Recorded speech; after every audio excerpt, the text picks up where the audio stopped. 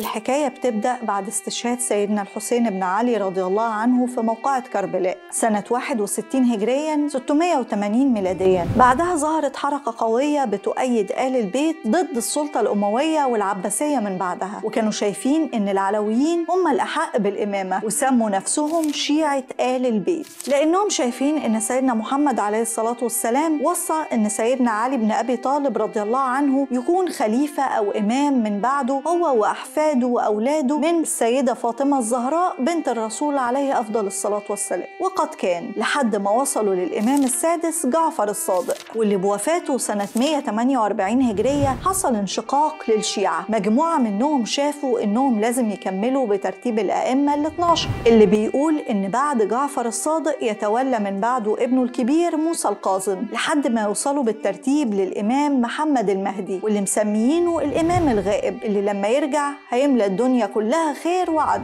ودول سموا نفسهم الشيعة الاثنى عشرية. والجزء الثاني شافوا ان الأحق بالخلافة هو إسماعيل ابن جعفر الصادق، وبيقولوا ان دي وصية جعفر الصادق نفسه، وعشان إسماعيل توفى قبل والده جعفر الصادق نصبوا ابنه محمد ابن إسماعيل الملقب بالمكتوم. والمجموعة دي سموا نفسهم الشيعة الإسماعيلية. ولحقت الدولة العباسية محمد ابن إسماعيل واضطر يهرب للحجاز وبعدها اختفى عشان تبدأ حملة سرية بتدعو لنشر العقيدة الإسماعيلية باسم محمد ابن إسماعيل الغائب، واللي في اعتقاد الشيعة الإسماعيلية إن هو ده المهدي المنتظر. وفي سنة 873 ميلاديا كانت الدولة العباسية ابتدت تضعف بسبب الثورات اللي قامت عليها، زي ثورة الزنج اللي فضلت 14 سنة لحد ما نهتها الدولة العباسية. وبالرغم من نهايتها سابت علامة كبيرة في نفوس الشيعة، وأدت لظهور مجموعة كبيرة من الدعاة الإسماعيليين في اليمن والعراق وشرق شبه الجزيرة العربية وأجزاء من بلاد فارس. كانوا بينشروا المذهب الإسماعيلي وعايزين يأسسوا دولة منفصلة ليهم. وفي سنة 898 ميلاديا ظهر داعية إسماعيلي في بلاد فارس اسمه أبو سعيد الحسن ابن بهرام الجنابي، اللي نشر بين بعض الناس البسطاء إن ربنا سبحانه وتعالى بيكره العرب لأنهم خلصوا على الحسين بن علي، وإن ربنا سبحانه وتعالى بيحب الفرس لأنهم نصروا آل البيت في إنهم ياخدوا الخلافة. وطبعا الدولة العباسية وقتها ما سكتتش وطردوا أبو سعيد الجنابي اللي قدر يهرب للعراق عاصمة الدولة العباسية، لأنه مش هيجي في بال السلطات إنه هيكون قاعد وسط التشديد الأمني المكثف اللي هناك.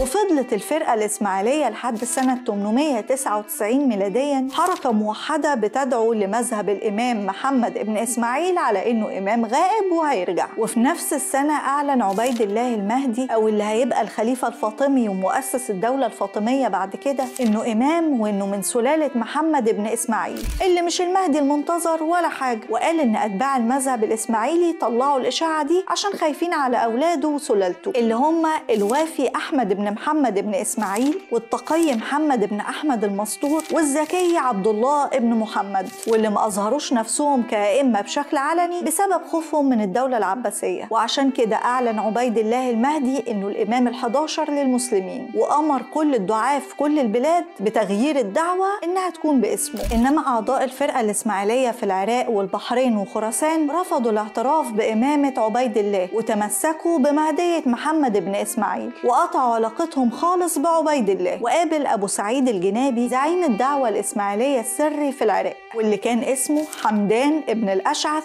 الأهوازي ومعروف بحمدان قرمط. ويقال إن سبب تسميته بقرمط إنه كان قصير شوية، وبيرجع أصله لخوزستان في بلاد فارس. ودخل في بداية حياته في مذهب الإسماعيلية الباطنية على إيد واحد اسمه حسين الأهوازي ابن عبد الله ابن ميمون القداح، واللي حسب كتاب كشف أسرار الباطنية للحمادي اليماني إنه أصلا يهودي ومن نسل واحد مجوسي اسمه ديصان الثانوي، يعني أصلا ملوش علاقة بالإسلام خالص، هو كان بيظهره بس، وعشان كده اتسموا بالباطنية. المهم إن قرمط ده ولا أبو سعيد الجنابي اللي كان برضو أصله فارسي عشان ينشر الدعوة الإسماعيلية في إقليم البحرين أو الخط.